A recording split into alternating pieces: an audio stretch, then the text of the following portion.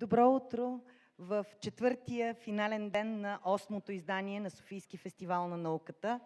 Изключително сме, благодаря ви много, наистина заслужават ръкопляскания всички хора, които правят този фестивал и всички хора, които идват на този фестивал, така че това е за вас. Днешния ден сме посветили до голяма степен на здравето. Здравето, което е човешко, на тялото ни и на духа. Здравето, което ни кара да се влюбваме и кара животните да се обичат. Здравето, което ще видим и на сцената на голямата ни любов днес, лаборатория за слава FameLab, последното събитие за деня. Всичко това, ако говорим, ако съберем в една точка, ще бъде днешния ни презентатор. Но преди да преминем към нея, искам да кажа, че Deirdre Robertson, която ще бъде на тази сцена днес, е четвъртата поред ирландка, четвъртият поред учен от Ирландия, който се явява, който идва тук на сцената на Софийския фестивал на науката, благодарение на нашето приятелство и сътрудничество с посолство на Ирландия в България. Ирландия има още много учени, които може да представи и ние ще направим така, че те ще идват на фестивала. Вече се договорихме за следващите ни опити. Очакваме големи звезди да допълнят звездите, които ще видим днес.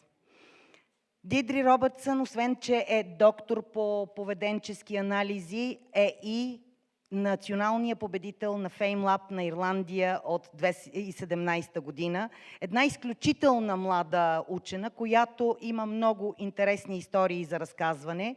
И аз съм убедена абсолютно, че когато я видите сега, ще знаете защо тя беше коронована и защо публиката и журито на интернационалния финал в Челтънъм миналата година бяха буквално вау!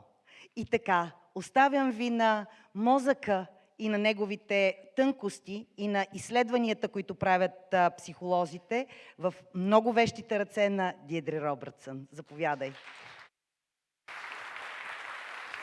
Thanks, Bob.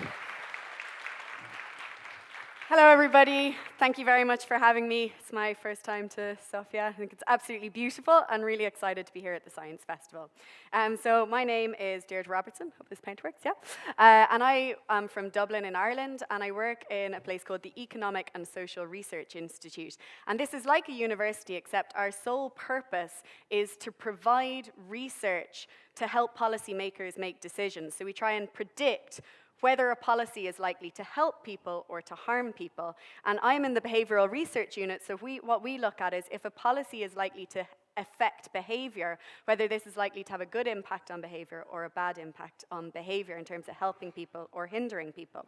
So in the programme, my talk is called How the Brain Works, but I think really what it should have been called is How the Brain Doesn't Work, because what I'm going to talk to you is about the factors in our decision-making, the factors that we don't even realise that might change our decision-making for ways that we might not necessarily want it to. And that's what I'm going to talk about in the first part of my talk, and then talk about some of the policies that our research can inform to try and help people overcome these pitfalls.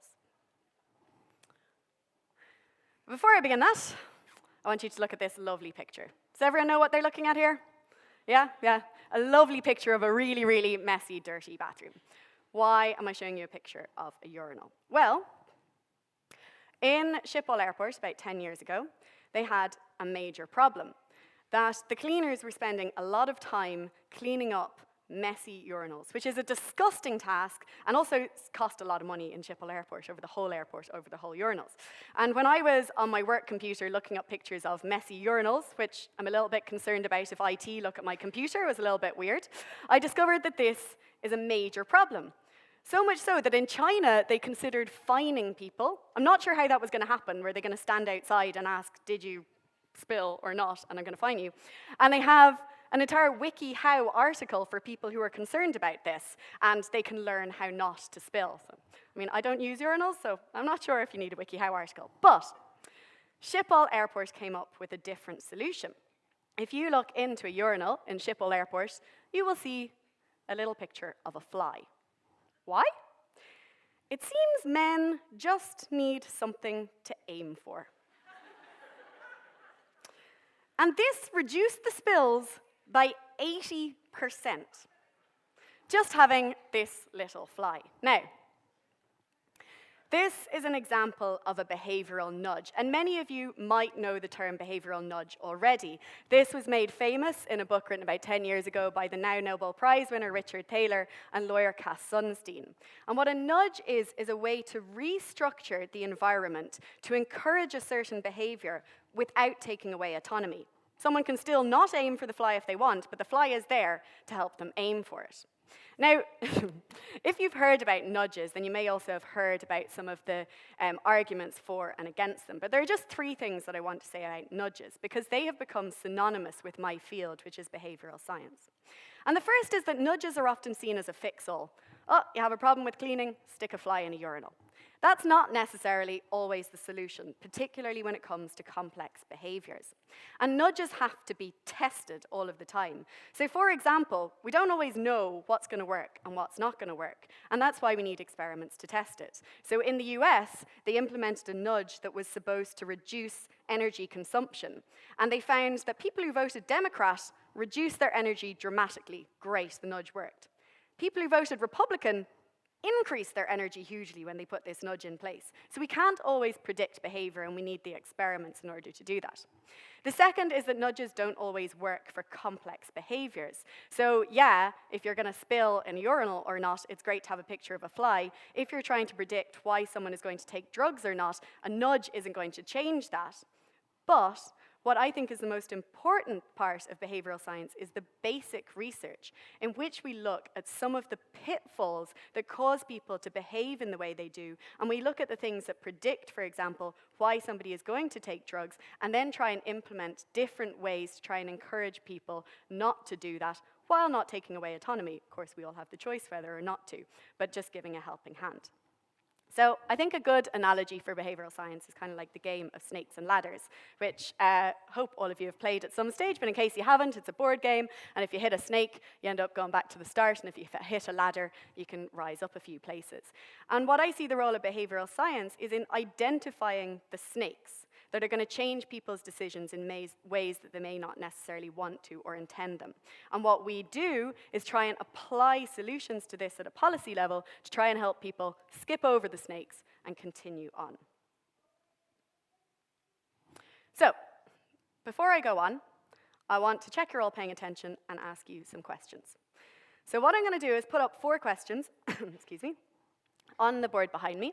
And I want you to just answer them as quickly as you can. I want you to give me your gut reaction to them, okay? You can either shout it out, you can say it in your head, I'll give you the answers afterwards. But I'm just going to put them up for around 5-10 seconds and then move on to the next one, and there are 4 of them. So are you all ready? Okay.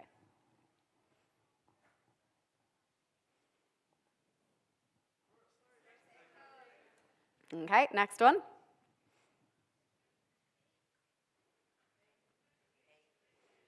Okay.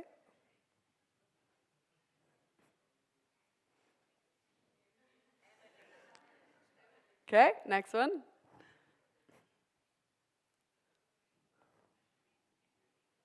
Oh, that's a hard one. Okay, I said gut instinct, so I'm going to stop. So I heard a lot of different answers in that first one. I heard a lot of firsts and I heard a lot of seconds, and the answer is second. But your gut response is first. Farmer had 15 sheep and all but 8 died. Your gut response is probably 7, 8 plus 7. In fact, the answer is 8. Emily's father has 3 daughters. I heard you all laughing as you kind of realized this. It's not June, it's Emily. And how many cubic feet of dirt are there in a hole that is 3 foot deep, 3 foot wide, and 3 foot long? That's a pretty difficult one. Some are saying 9, some 27. The answer is none. It's a hole. Yeah, that got you awake. So, what you were doing in answering these questions was trusting your gut instinct. If you gave any of those answers, second 8, Emily, none, you were using a mental shortcut. And we have busy lives, we have things focusing on our attention all of the time coming at us, so we need to trust our gut a lot of the time. But you can end up taking mental shortcuts that lead you down the wrong path.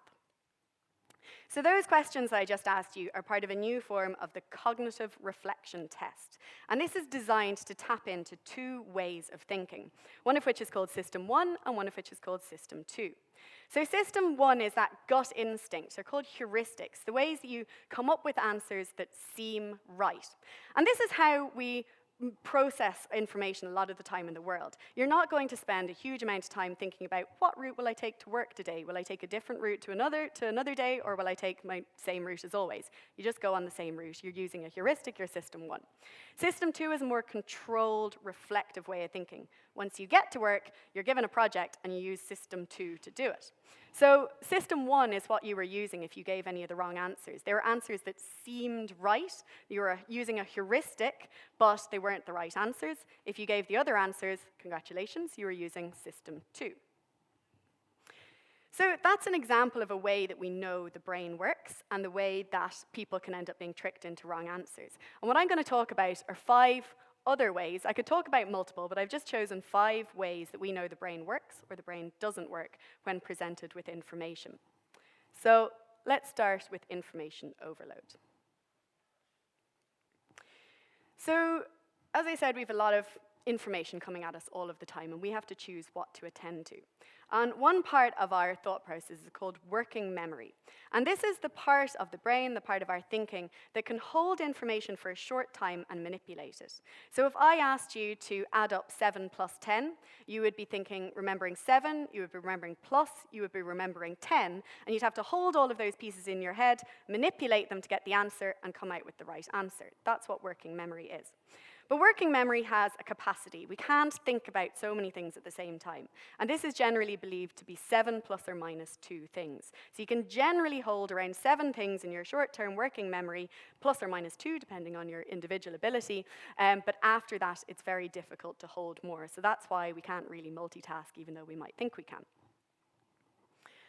So how does this affect our everyday decisions? By the way, I don't actually know what this says, so I hope it doesn't say anything rude or anything like that. I took a screenshot of the MTEL website.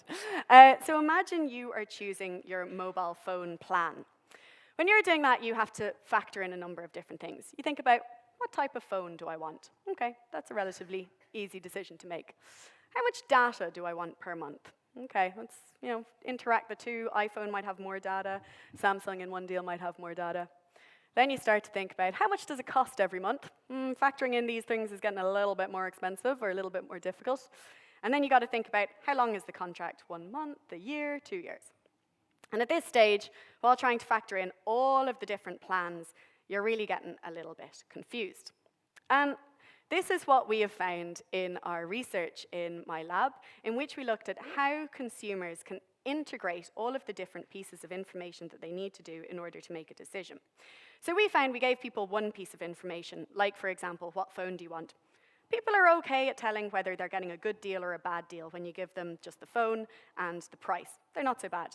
You give them 2 pieces of information and you say, is this phone with this amount of data good at this price? They go, okay, I think so.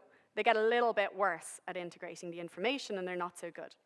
By the time you get to 4 attributes that you have to integrate in your mind, people cannot tell the difference between a good and a bad product. Just about, but not really. So they can't tell whether they're getting really good value or really bad value. And that's probably to do with our working memory. Even when you're focusing, when you're using System 2 to try and decide what mobile phone plan you need, just trying to look at all of the factors you need to decide on, we don't have the processing capacity in order to integrate all of that information and tell what's a good and a bad deal, unless you use spreadsheets and you do it some better way than I normally choose my mobile phone plan, which is kind of clicking on the one that seems right, which is what leads you sometimes to losing money. So what about fear of losing, our second information? If I give you this deal, I'm going to flip a coin, and if it's heads, I give you €10, and if it's tails, you lose €10. You give me €10. Is anyone happy to take that deal? Sort of. Some people, yeah, maybe. But if I give you this deal, where if it's heads, you win €20, and if it's tails, you lose €10. Well, sort of, maybe. Did anyone give a different answer to 1 and 2? Is anyone more inclined to take 2? Yeah, at least one person. Yeah, okay. And that is to do with our loss aversion. So traditionally, economists would have thought that winning €10 and losing $10 or dollars, whatever amount, should bring us equal levels of happiness or sadness. In fact, multiple studies show that we're much more averse to losses. So you have to have a much bigger win in order to take the risk of a loss. So you're much more likely, in fact, it's usually 2 times the amount. Most people will only take this bet if they're getting double the amount that they're going to lose, and that's called loss aversion. And you can imagine how this might impact on our everyday decisions, and that's something I'm going to talk about in terms of the policy in a bit later. Okay, far, far away. I'll give you another test. There's a lot of tests in this talk. So I'm going to say to you right now, somebody is going to come in that door, and they're going to hand out 2 trays. One is going to be a delicious, gooey, warm chocolate chip brownie, and the other is going to be a plate of oranges. Now I want you to think which one you'd take if someone came around with the 2 trays and offered you one. Okay? Now next week, I'm going to come back, I'll give a different talk so you're not all bored, and again, somebody's going to come in with 2 trays, and it's going to be the same options. You got a warm, sticky, chocolatey, you can tell which one I'm going to go for, a brownie, or you can have an orange. Which one are you going to go for next week? Did anyone change their mind which one they're going to go for? Yeah? Yeah? Good few people. When you changed your mind, did you choose the one that you liked more for today and the one you liked less for next week? Yeah, good few of you. And the rest of you are pretty healthy. Did you all go for the orange, no chocolate addicts here? Fair play. Well, it was a hypothetical question, so I don't know whether if I brought in the tray you really would or not. That brownie might be too tempting. But if you changed your answer, which a few of you did, then that's called temporal discounting. So what happens is you're faced with the brownie immediately, if you like the brownie, or the orange, if you prefer oranges, and you take the one that you really want, because you know what the value is to you in that second.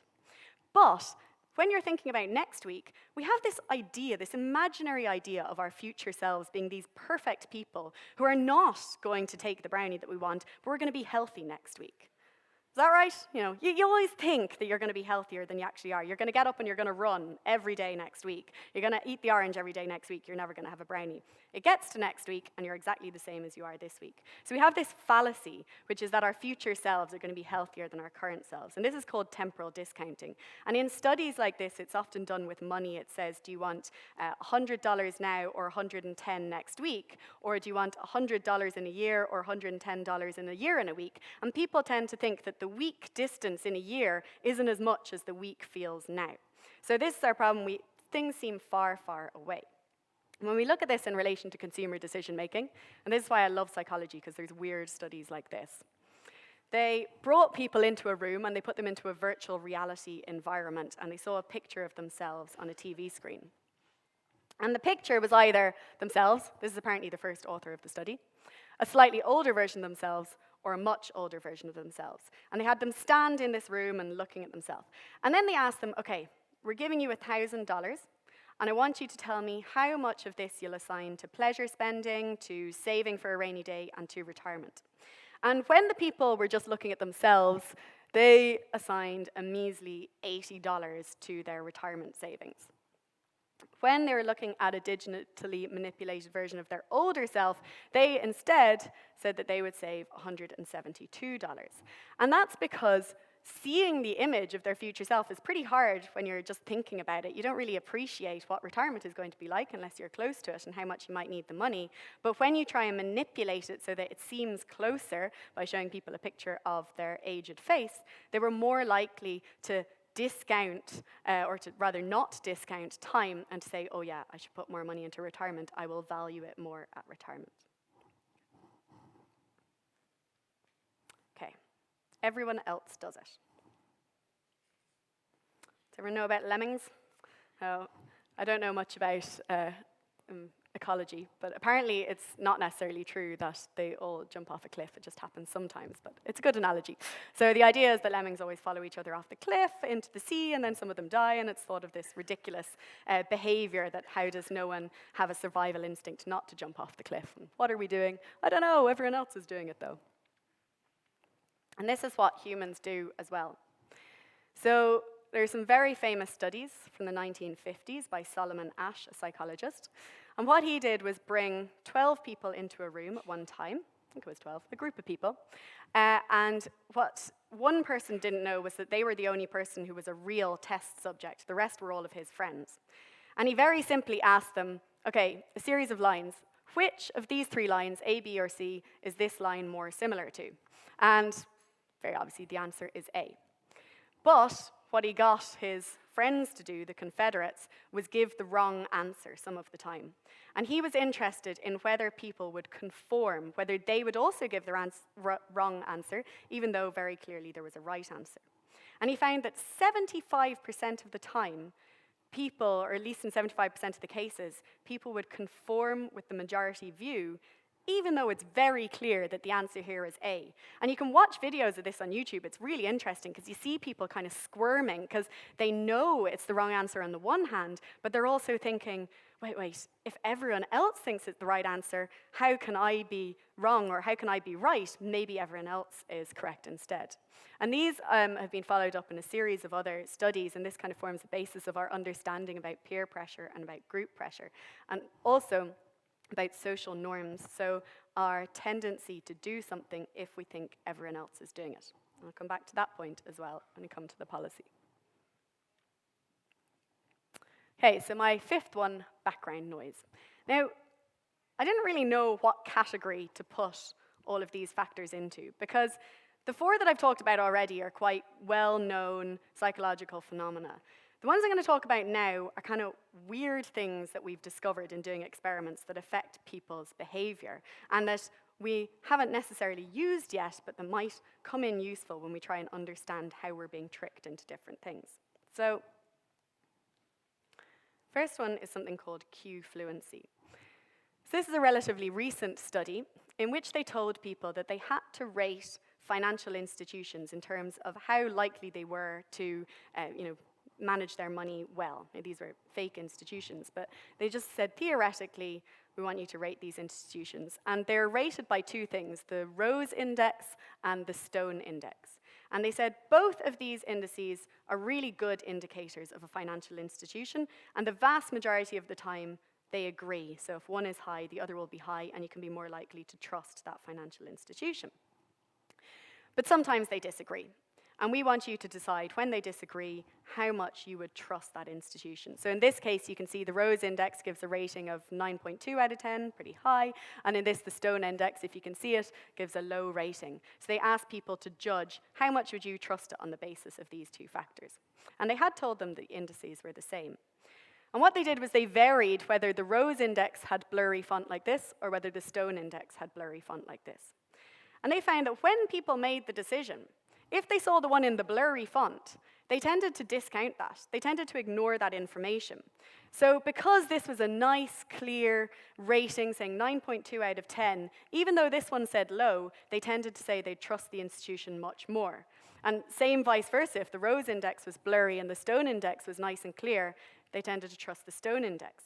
And what this shows is that when something is harder to process, so if you remember I was talking about working memory and the amount of information, when you're looking at this, you're looking at the rating, you're looking at the nice picture, you're looking at the name of it, and all of those factors are, whether you like it or not, having an influence on how you make a decision. And when you have something which is a bit blurry, we don't really know the mechanism of this yet, but whether it's you just don't trust it as much, or whether you think it's not as clear, or whether it's just that it's harder to read and therefore harder to process, it seems to change the decision, and people tended to discount it. So this was the same. They did it again and again with different studies, like ratings for an MP3 player, whether it was in a font that was easy to read or hard to read. We don't really know how to categorize this information yet, because it seems that something so simple, something so extraneous, is actually changing our decision quite dramatically and making us, for example, trust something that we shouldn't necessarily trust. So that's called cue fluency. And this is an even more recent study, which is called numerical nudging. And in this study, they put people on a stepper like this, and they just asked them to do as many steps as they could. And they paid them. So they said the people who do the most steps will earn the most money. So there was serious motivation to keep going. I think it was something like $64, which, most of us were getting $64 going to the gym. We'd probably work a little bit harder. But for some of the people, they put a number on the screen. So they had all of the normal numbers, how many steps you've done, how long you've done it for, what your heart rate is. And then they put this other number on the screen and they didn't say anything about it. And this other number was either increasing, accelerating as they stepped, but not just going up as they stepped, but actually exponentially increasing. Or they had one that was decreasing, or they had one that was stepping slowly with the number of steps that they did. And they called this the X number, and they didn't explain it. And what they found was that the people who had this increasing, accelerating number did 96 more steps than the people who had either of the other numbers. And that's not because they were more motivated by the number. Well, it might be they were more motivated, but it wasn't that they were being incentivized more, because everyone knew that they were going to get money the more steps that they did. But it seems something about this number just increased people's motivation even above and beyond the money.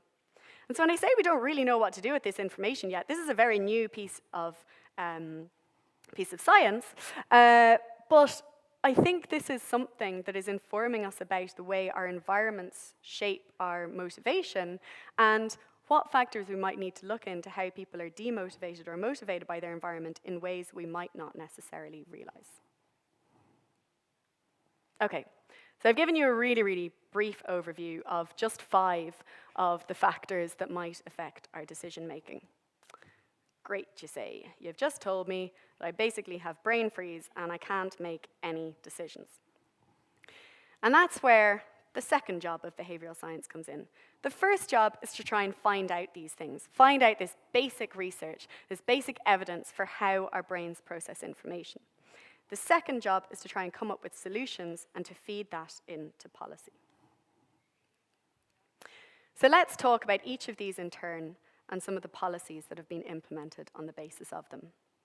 So if you remember, information overload is your inability to integrate multiple pieces of information at once, and I used the example of the mobile phone plan. So this, again, is research done in my lab in Dublin. So if you remember this poor, frustrated person trying to figure out what's a good deal and what's a bad deal.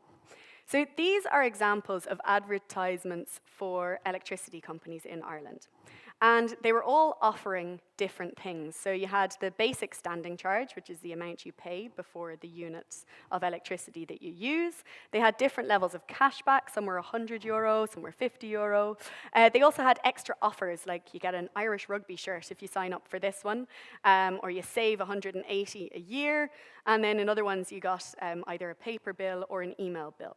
And first of all, we did experiments to try and find out whether people could see what was a good deal and what was a bad deal when they had all of this information. And along the same lines as what I was explaining with this study, no. Once you had all of these different pieces of information, it was nearly impossible to tell what was a good deal and what was a bad deal. So we then did a study in which we said, okay, imagine you're responsible for choosing electricity for a family of 4, and they have these requirements. They want it to be cheap, they want a paper bill, and they'd like supermarket points, because that was a deal that was going on in the electricity market at the time.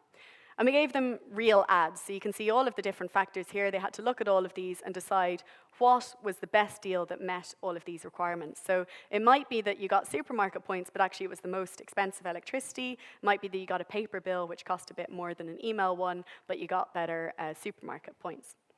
And we asked them to judge, and they were pretty bad at judging. Then we added this additional piece of information, the estimated annual bill. And what this did was summarize all of the other bits that they had to integrate. So like the price per unit of electricity, the original standing charge, the amount for a paper bill or an email bill. And we just integrated that all into the estimated amount that they would pay.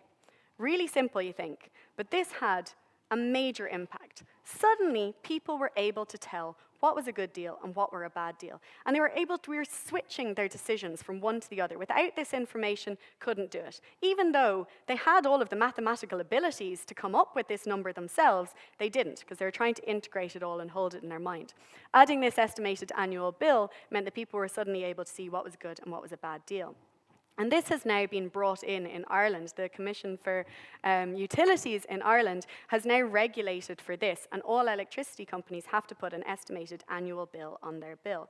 And this is a way to try and overcome some of those marketing tactics, which, fair enough, if you're marketing electricity, you want to drive more people towards you, but the job of a regulator is to try and make sure that no one is being tricked into paying more than they think they are. So this is how behavioral science and those basic studies that I was talking about working memory and integrating information, then has a direct impact on a policy which is now being implemented in Ireland. And that, for me, is really exciting because even though it sounds a bit simple, suddenly your research that seems a bit out there and a bit basic is being applied to help people in their everyday lives. Hey, what about fear of losing? Well, if you remember this, you were happier to take the deal where you were winning more because we're more aversive to losses. And this is a great app. I haven't actually tried it because I'm a bit scared, but apparently it has great success. It's called Stick. And if you have something you really want to do, like stop drinking alcohol for a week, or exercise every week, or eat healthier, you commit to your goal, and then you give the app money in advance. And if you don't stick to your goal, they take that money away from you. And worse, they might take the money away and give it to a charity or a group that you don't agree with, just to make it even more aversive. So if you're a Democrat voter, they're going to donate that money to the Republican Party, which, as you can imagine, is pretty motivating. And because of our dislike of losses, and it's probably an evolutionary mechanism, our dislike of losses, because losses are more dangerous, then people find that they're really sticking to commitments with this. And this is directly on the basis of this loss aversion research that this has been implemented and has met with great success. Okay, what about far, far away? So if you remember the brownie versus the orange, this is a program that has been brought in the States by Benartzi and Thaler, who originally came up with this plan. And it's called the Save More Tomorrow plan. So if I ask you to put more of your money into retirement right now, you're going to say, oh, no, I could buy more brownies, or I could go out this evening, or I could come and see the Science Festival. I don't want to put more money into my retirement. But if you say, okay, you're going to get a pay rise in 2 years, will you commit to putting some of the money from that pay rise into your pension then? Then you say, okay, fine. And the reason for that is that right now you have your money and you value your money and you know what you can spend it on. You think your future self is suddenly going to be better at saving money, better at managing money, and you are more likely to commit that money when it's far in the future than if I ask you to commit the money now. So they've found massive increases in the amount of money that people are putting into their pensions just on the basis of this. And I think it was an increase from something like 3% to 13% of the amount of money that people were putting into their pensions, which is quite important given the change from direct contributions to direct benefits in the US and across the world, meaning that a lot of people were facing poverty in their pensions rather than a guaranteed pension. And this is a way to try and help people save more money. Okay, what about background noise? Oh no, sorry, social norms is what I'm on. So if you remember the lemmings jumping off a cliff, and I mentioned that we're social animals and that we all have a tendency to do what other people are doing. So in the UK, the Behavioural Insights team carried out a randomized control trial to using letters on people who were continuously late in filing their tax returns. And what they did was tell them that X%, so it's usually around 90%, and it was a real number. You don't tend to deceive people in these studies. You give them the real number of people that are paying their tax on time. And they found huge increases once you just included that extra line in a letter saying, please pay it. People had got late letters for ages and they hadn't paid their tax. As soon as they said, please put your 90% of people in your area are paying their tax on time, they found massive increases in the number of people who were paying their tax on time because they thought, oh, everyone else is doing it, I'm different to everyone else. Okay, and finally, background noise. I had to put this one in because I mentioned it in the description of this talk. This is the opt-in, opt-out rates for organ donation. So there are forms often when you're signing up for a driving license, it depends on the country, that say, do you want to be an organ donor or not? And the form is often checked to one option or the other. So yes, you've opted in, so you're already in, do you want to opt out? Do you not want to be an organ donor? Or please check here to become an organ donor. And different countries have different policies. And here, in blue, are all of the countries that have an opt-in system, where the form is signed to, you're an organ donor, do you want to opt out? Here in yellow are the number of countries that have, do you want to opt in to being an organ donor? And there is a massive difference in the number of people who are organ donors in these countries by one small switch in a form from the word in to the word out. And when you look at the number of donations, it still holds. It's not just the number of people being organ donors, but actually the number of people who are donating. So that's some of that background noise that we find that just by looking at a form and which way the form is phrased, you can swap people's decisions and increase the number of organ donations while not taking away any choice, because you can still opt in and still opt out. Okay, so sometimes, and I understand this argument, people say, oh, this nudging and this behavioral science, you're manipulating people's behavior in ways they might not necessarily want to. And that's a valid argument. The usual argument to support it is that all of the time we're faced with information that's trying to persuade us one way or another. That's what marketing does. That's what the government decides. You have to find your own way through the decision to make the decision that's best for you. The thing is, most of us would probably agree that saving money is a good thing, that trying to protect the environment and that trying to improve our health are good things. And for the most part, what behavioral science is doing is trying to find those kind of either marketing techniques or things in our environment that might change those decisions to adversely affect somebody and try and find ways to give them a choice to overcome them. So I've talked mostly about financial incentives, and that's because most of behavioral science has so far dealt with financial decision-making and all of the ways that you might be you might be tricked into choosing a product that's too expensive, or the ways that you might not be saving for retirement and you end up being poverty-stricken. And that's because that most of this research initiated with psychologists moving into economics and showing that the traditional economics models of the rational man doesn't usually hold. But in recent years, there's been a much greater focus on health and the environment, and that's something that I'm really, really interested in. Because if you think about it, there is so much that we can do in this area to try and improve people's health and try and improve the environment. If all of these factors are changing our decisions, then can we put in place policies that might help people to be healthier, that might help us to reduce plastic, to recycle more, to use less energy? So there are 40 million deaths every year by these non-communicable diseases, which are caused by behavioral factors, whether you smoke, whether you eat well, whether you're physically inactive, and how much you drink. And if we think about it, all of these things have different elements of behavior that we might be able to tap into and change. So if you think about information overload, when you're trying to decide on a medical procedure, for example, there's so many different factors you have to think about. And sure, your doctor will guide you, but a lot of the time you have to make the final decision. And having something which sums everything up is likely to try help that decision. So there's current research looking at medical decision-making from the doctor's perspective and from the patient's perspective to try and stop people being overloaded with information and to give them a freer choice. If we look at the far, far away, if you think about whether you're going to drink alcohol tonight or whether you're going to eat the brownie or eat the orange tonight, you are probably more likely to eat it now because your future self seems further away. You don't really think about how you're going to feel in a week's time when you go, oh, I wish I didn't have a brownie every day, because that just seems further away than your current self. So if we can try and find ways to help your future self seem closer to you, then you might be more likely to encourage healthy behaviors. Everyone else does it.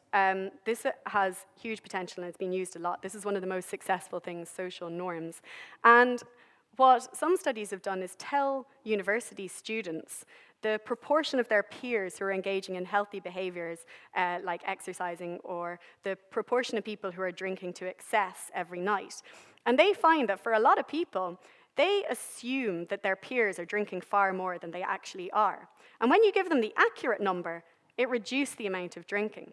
So providing that kind of accurate information changes what is a very complex behavior, but reduces it a little bit. And if we look at all of the factors that go into, for example, drinking or taking drugs or being inactive, if we can change little parts or give people additional information, which gives them a bit more information or encourages them a bit more to engage in the thing that is healthier, and we do this multiple times, you might be able to try and change people's behavior for the healthier.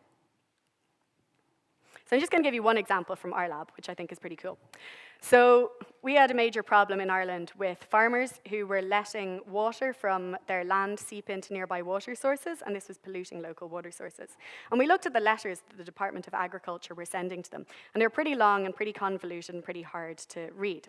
So we just changed the format of those letters. We kind of made it so that some information was more salient. We changed the formatting based on what we know about how people process information.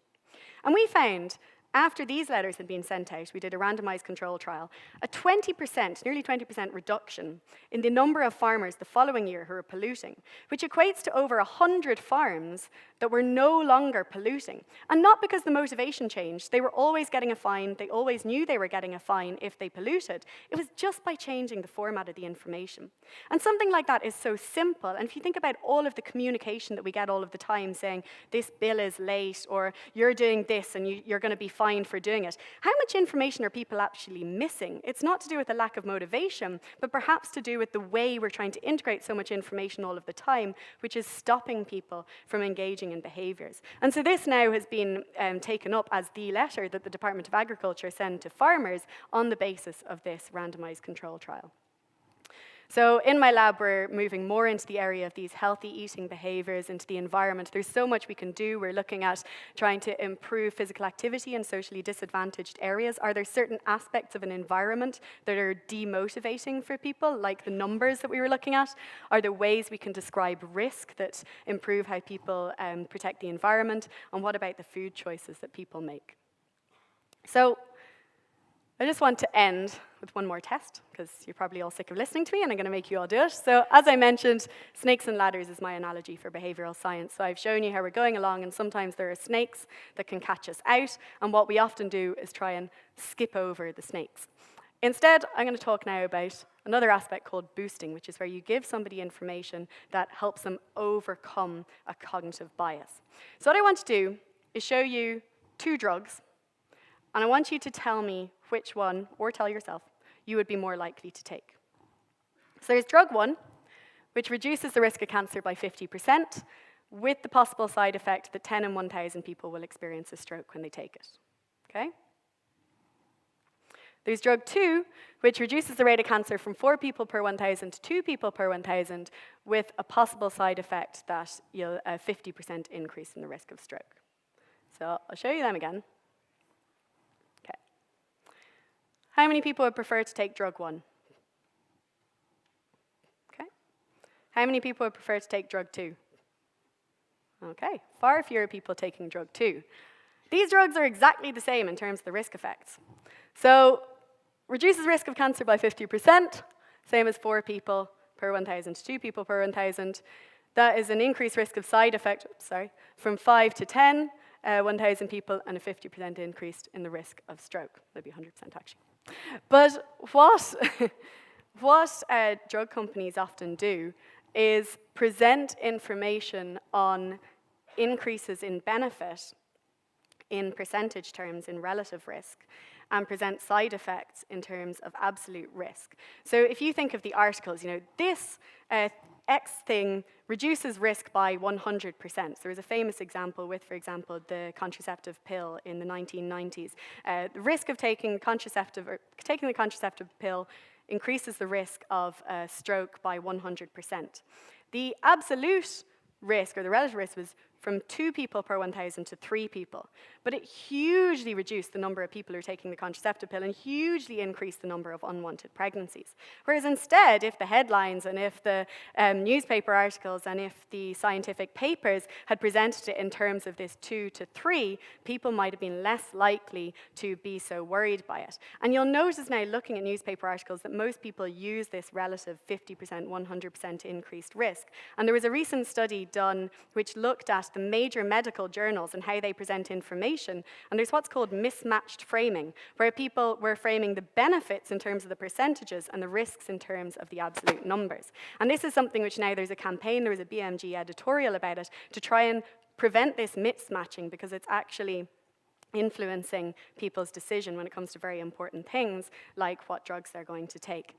And this is what's called a cognitive boost. And there's now a big push in behavioral science to not just use nudges, where people are just, they might not realize they're being nudged in one direction, but to actually use boosts, where you're trying to improve the level of information that people are given and explain things like risk in a way that we know we're better able to understand, in order to try and provide people with the information that can help them to be healthier and to save more money, and hopefully to also protect the environment. Thanks very much.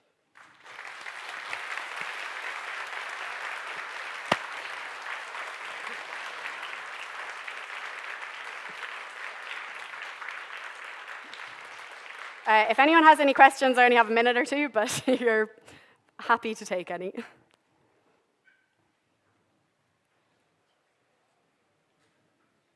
Yeah.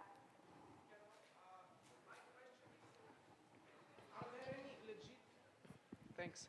Are there any legit scientific studies in support of or against neuro-linguistic programming? I mean, is this some pseudoscience made up by some self-help influencer who tries to sell us some books? No idea. So I'm afraid that is not my area. Well, it sounds fascinating, but I'm not even going to kind of, try and answer. I'm sorry. Hi. To what extent has behavioral science moved further from Skinner's work? Yeah, really interesting. So I find it funny. I'm a psychologist by background, and I've moved into this area, which is behavioral economics, and I'm in behavioral economics lab. And a lot of the research in behavioral science, sometimes people think of it as new, when in fact, exactly as you point out, we know a lot of this stuff from studies by Skinner and from the ASH studies. So I think a lot of what behavioral science is doing is applying what we already know, because it's only really in the past 10 years that behavioral science has really been linked to policy. There was lots of arguments for it more than 10 years ago, but now, there's an executive order by Obama saying that all institutions should try and implement behavioral science into the policies they make. But that's very, very recently. So I think at the moment we're at the stage where we're applying all of these things we know, but we can't lose sight. This is the problem sometimes of thinking nudging is all there is to behavioral science, because it informs a lot of those policies. Instead, I think we're starting now to move into as well the more basic research, like those new studies that I was talking about with, say, the X numbers, where we're restarting that type of behavioral research, essentially, and looking at other factors that might affect it and other things that we know outside of Skinner. But I think, Skinner's work is kind of fundamental to our understanding of behavior, while we now recognize that there are cognitive elements as well. It's not purely a kind of, just unassociated behavioral element without any thought going into it, which is why the information processing thing has become so important as well. Hello. My English is not the best. I hope that I will give the question how I need to. But my question is that nowadays we're living in a very information world, and it's very hard, how you said, to make decisions. And can you give us some tips and advice how we can reduce, or like to get to the information that you really need for whatever you need? Yeah, it's pretty hard, because what we find in doing these studies, we always get the question, but does this apply to women as much as to men? Does this apply to different ages? Does this apply to this group? And we do experimental research in which we do randomized studies, so people are randomly divided into group A or group B, and we rarely find any big demographic effect. So it seems that we're quite universally affected by all of these. I think being aware is probably a good start. And you have things, for example, like the app Stick. If there's something you really want to stick to, you can go and use that. In terms of the information that you need to process, I suppose it's about trying to find a way, like the estimated annual bill, that integrates all of the information that you want, whether it's, you use some type of spreadsheet that integrates how you want. I suppose it depends on the decision. But I think being aware is probably the most important factor, while also being aware that we're all prone to heuristics and to biases. I think I have to end there. Was that my skull and crossbones? Thank you very much. Oh, sorry. I can talk to you after. Hello again. I have another question. Have you had some ethical limitations when you make or replicate an experiment? For example, like the infamous Milgram Experiment. Have you heard of it? Yeah. Which is right by itself, but it's not ethical to do it. Have you had some same examples when doing some researches? Yeah, that's... Because it's very important. You work with people and... Yeah, really important question. I didn't have the time to go into the ethics, but that's a huge area of this behavioral economics for exactly the reasons you say. The Milgram experiments where people thought that they were shocking other people and were traumatized afterwards by their own behavior because they weren't, well, even when they were debriefed, they were traumatized because they thought I was capable of shocking someone. And actually, I think what's really interesting about behavioral economics is there's a real drive away from deceiving people to make sure that it's ethical. And there's also a drive towards making sure that if, I suppose this is the case in medical trials as well, if something works or doesn't work, that you inform people about it afterwards. So ethics absolutely is a huge area. It's always the case that you are trying to implement something. You're not trying to prove that something doesn't work without looking at something that will work as well. And I think while studies like Milgram and like Skinner, they informed us of so much about psychology and, Zimbardo studies, and we've learned so much from them, but now we're in a new era where ethics is more important, and you're absolutely right, it's a really important area.